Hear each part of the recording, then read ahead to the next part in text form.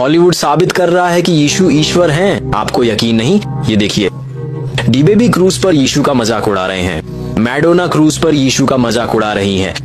लिल डी डान क्रूज पर यीशु का मजाक उड़ा रहे हैं। लिल नास एक्स क्रूज पर यीशु का मजाक उड़ा रहे हैं। केंड्रिक लैमर कांटों का ताज पहने हुए। एरियाना ग्रांडे ने खुद को चुड़ैल कहा। फैमिली गाय यीशु को हिप्पी बना रहा है और हर साल हॉलीवुड द्वारा यीशु का मजाक उड़ाने की सूची बढ़ती जाती है। समस्त को प्रभु जीशुख्रीष्ट नाम मोर आंतरिक नमस्कार।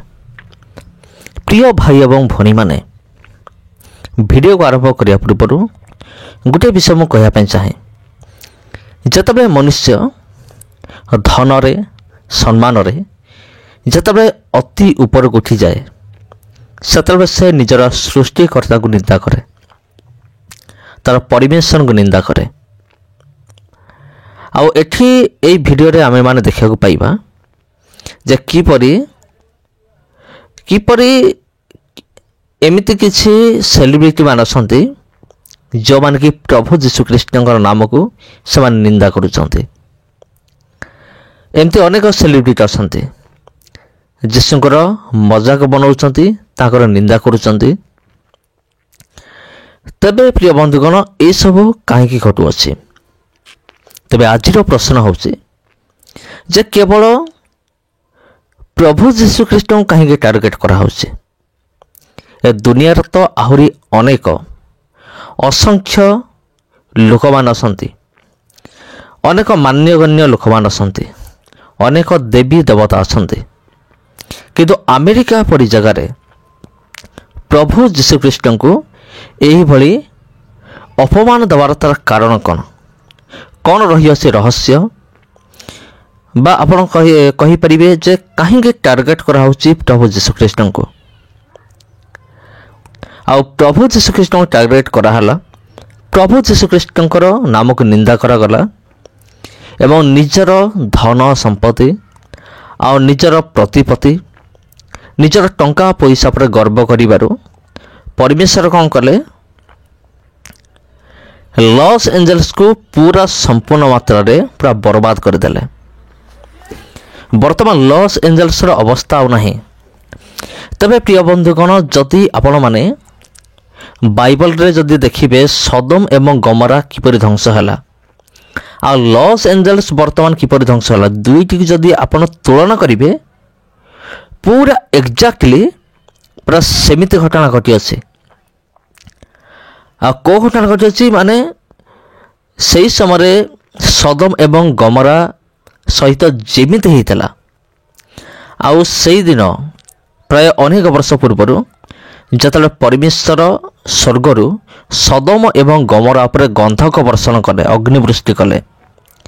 सही समय सही अंचल लोक माने सदम गमरा लोक माने जो भली उत्पात होतले आ निजर धन निजर प्रतिपत्ति निजर बल उपरे जेमती गर्व करुଥିଲେ आ सेमाने जेपरि परमेश्वर को वाक्य को जेपरि सेमाने तुच्छ ज्ञान करुଥିଲେ।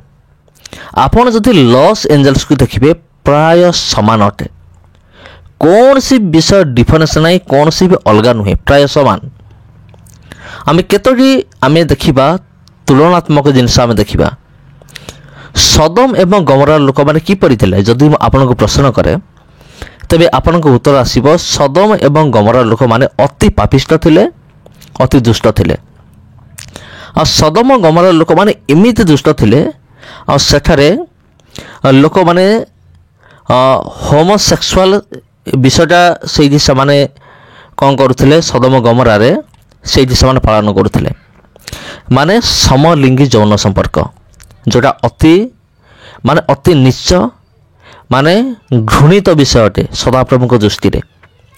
आउ जदि आपण लॉस एंजल्स को देखिबे सेठी भी सेमती लोक माने समलिंगी यौन संपर्क बहुत किछि मात्रा रे थिला। एपरिक सेलिब्रिटी माने मध्य समलिंगी यौन संपर्क रखुथिले। आ कहा जाए जे सेठी कुआडे सेलिब्रिटी माने निजर पत्नी को अदल बदल करते गोटे राति पाई, माने एमिति दुष्टतारे परिपूर्ण थिला कोटा लॉस एंजल्स। मो विगत वीडियो मानकर मु कहितले ଯେ ଏ ପୃଥିବୀରେ 10ଟି ପାପମୟ ସହର, ତା ମଧ୍ୟରେ 2018 ମସିହାରେ ଲସ୍ ଏଞ୍ଜେଲସ୍ ତୃତୀୟ ସ୍ଥାନରେ ଥିଲା। କିନ୍ତୁ ଏଇ ଯେଉଁ 2025 ମସିହାରେ ଏହା ପ୍ରଥମ ସ୍ଥାନ ଅଧିକାର କରିଅଛି ସିନ୍ ସିଟି ବା ପାପମୟ ସହର ଭାବରେ ଆପଣ କହିପାରିବେ। ସେଥିପାଇଁ ପରମେଶ୍ୱରଙ୍କର ଆଡ଼ୁ ଏଇ ଦଣ୍ଡ ଘଟିଅଛି, ଏଇଟା ପୁରା କନଫର୍ମ, ପୁରା ନିଶ୍ଚିନ୍ତ। ଆଉ ପରମେଶ୍ୱର ଯେଉଁ ନିଆଁ ଲଗାଇବେ ନା ବନ୍ଧୁଗଣ, ତାକୁ କୌଣସି ମନୁଷ୍ୟ ତାକୁ ଲିଭେଇ ପାରିବ ନାହିଁ। ସେ ରାଷ୍ଟ୍ରପତି ହେଉ, ପ୍ରଧାନମନ୍ତ୍ରୀ ହେଉ କିମ୍ବା ଯେତେ ଶକ୍ତିଶାଳୀ ଦେଶ ହେଉ ନା କାହିଁକି। ଆମେରିକା ହେଉଛି ସୁପର ପାୱାର ବୋଲି କୁହାଯାଉଥିଲା। ସୁପର ପାୱାର ଆମେରିକା ସେ ମଧ୍ୟ ଫେଲ୍ ମାରିଲା ଏଇ ଯେଉଁ ନିଆଁ ଲିଭେଇବା ପାଇଁ। ଆଉ ଏଇସବୁ କାରଣ, ଏଇସବୁ ଘଟଣା ହେବା ପଛରେ ସେମାନଙ୍କର ଦୁଷ୍ଟତା ହେଉଛି ମୁଖ୍ୟ କାରଣ। ସେଥିପାଇଁ ଏ ସମସ୍ତ ବିଷୟ ଘଟିଲା। ତେବେ ସେଠି ଲୋକମାନେ ପ୍ରଭୁ ଯୀଶୁଖ୍ରୀଷ୍ଟଙ୍କୁ ଟାର୍ଗେଟ୍ କରୁଥିଲେ, ବଡ଼ ବଡ଼ ସେଲିବ୍ରିଟି ମାନେ, ଆଉ ପ୍ରଭୁ ଯୀଶୁଖ୍ରୀଷ୍ଟଙ୍କର ମଜାକ ବନାଉଥିଲେ, ମାନେ ନିନ୍ଦା ବା ଥଟ୍ଟା ପରିହାସ କରୁଥିଲେ ଯୀଶୁଙ୍କ କ୍ରୁଶର। ଟିକେ ଧ୍ୟାନ ଦିଅନ୍ତୁ ବନ୍ଧୁଗଣ, ପ୍ରଭୁ ଯୀଶୁଖ୍ରୀଷ୍ଟଙ୍କର କ୍ରୁଶ, ଯେଉଁ କ୍ରୁଶ ଅନନ୍ତ ଜୀବନ ପ୍ରଦାନ କରେ, ଯେଉଁ କ୍ରୁଶ ଜଣଙ୍କର ପାପକୁ କ୍ଷମା କରିବା ନିମନ୍ତେ ସକ୍ଷମ ଅଟେ। ଆଉ ସେଇ କ୍ରୁଶ କଥା ଯଦି ଆମେ ମନେ ପକାଇବା, ଯଦି ହୃଦୟର ସହିତ, ପ୍ରକୃତରେ ଏମିତି ଲାଗିବ ଯେ ଯେମିତି ମୋର ଯଦି ମୃତ୍ୟୁ ସେ କ୍ରୁଶ ଉପରେ ହେଇଥାନ୍ତା, ତେବେ ମୋର ଅବସ୍ଥା କ'ଣ ହେଇଥାନ୍ତା। କିନ୍ତୁ ପ୍ରଭୁ ଯୀଶୁଖ୍ରୀଷ୍ଟ କ୍ରୁଶ ଉପରେ ଥାଇକି ଆମର ସମସ୍ତ ପାପକୁ ଆମର କ୍ଷମା କଲେ, ସମସ୍ତ ପାପକୁ ଧୋଇଦେଲେ, ଆମକୁ ମୁକ୍ତ କଲେ। ଆମେମାନେ ପରାଧୀନ ଥିଲୁ, ଶୟତାନ ବନ୍ଧନରେ ଥିଲୁ। କିନ୍ତୁ ସେଇ କ୍ରୁଶକୁ ଆଜି ଏମିତି ଥଟ୍ଟା ପରିହାସ କରାହେଉଛି କେବଳ ଯୀଶୁଙ୍କୁ କାହିଁକି। ତାର କାରଣ ହେଉଛି ଯେ ପ୍ରିୟ ବନ୍ଧୁଗଣ, ଶୟତାନକୁ ମଧ୍ୟ ପୁରା ଭଲ ଭାବରେ ଜଣା, ଯଦି ଏ ଦୁନିଆରେ ଯଦି କିଏ ଉଦ୍ଧାରକର୍ତ୍ତା ଯଦି ଅଛନ୍ତି, ଏ ଦୁନିଆକୁ ପାପରୁ ଯଦି କିଏ ଉଦ୍ଧାର କରିସାରିଛି ବା ଅନ୍ୟକୁ ଯିଏ ଉଦ୍ଧାର କରିପାରିବ, ସେ କେବଳ ପ୍ରଭୁ ଯୀଶୁଖ୍ରୀଷ୍ଟ। ଯୀଶୁଙ୍କ ଛଡ଼ା ଆଉ କେହି ମଧ୍ୟ ପାପରୁ ପରିତ୍ରାଣ କରିପାରେ ନାହିଁ। ସେଥିପାଇଁ ଶୈତାନ କ'ଣ କରୁଛି, ପ୍ରଭୁ ଯୀଶୁଖ୍ରୀଷ୍ଟଙ୍କୁ ଟାର୍ଗେଟ୍ କରୁଛି। ତାଙ୍କ କ୍ରୁଶକୁ ନେଇକି ଲୋକମାନଙ୍କ ମନରେ ଏମିତି ଏମିତି ବିଷ ସବୁ ତିଆରି କରୁଛି ଶୈତାନ। ଲୋକମାନେ କ୍ରୁଶକୁ ଦେଖିକି ଯେମିତି ସେମାନେ ଅନୁତାପ କରିବେ ନାହିଁ, ବରଂ ଲୋକମାନେ କ୍ରୁଶକୁ ଦେଖିକି ଯେମିତି ସେମାନେ ଏଇଟା ଏକ ମଜାର ବିଷୟ ବୋଲି ସେମାନେ ଯେପରି ଭାବିବେ, ଆଉ ଯେପରି ସେମାନେ ପରିତ୍ରାଣ ପାଇବେ ନାହିଁ, ଯେପରି ସେମାନେ ଉଦ୍ଧାର ପାଇବେ ନାହିଁ, ସେଥି ନିମନ୍ତେ ଶୈତାନ ଏ ସମସ୍ତ ବିଷୟ କରୁଅଛି। ଆଉ ଏଇଟା ହେଉଛି ଶୟତାନର କାମ ଅଟେ।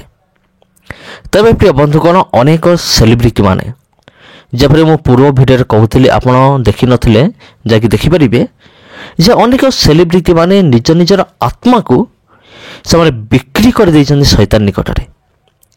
ଆଉ ଶୈତାନ ଯେମିତି ଭାବରେ ସେମାନଙ୍କୁ କ'ଣ କହେ ରିମୋଟ୍ କଣ୍ଟ୍ରୋଲରେ ଚଲାଉଛି, ଏମାନେ ସେମିତି ଚାଲୁଛନ୍ତି।